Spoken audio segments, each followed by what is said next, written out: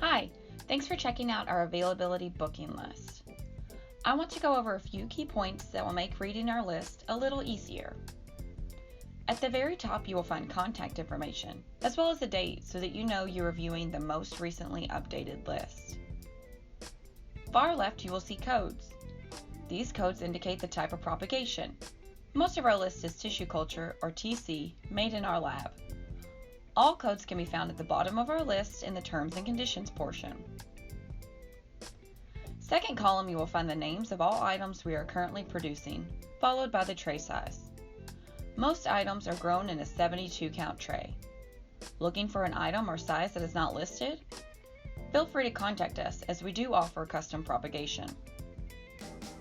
Next up, you will find the quantity and date when the plants are available to ship. We primarily grow to order, but occasionally you will find that we have extra available to ship immediately or in the near future. Need something now but don't see that we have it on the availability? Ask, I might just have a few hiding. Lastly, we have the notes section, where you will find information regarding lead times, tags, branded programs, and royalties. Don't forget to read over our Terms and Conditions section for more information on shipping, special pricing, and discounts.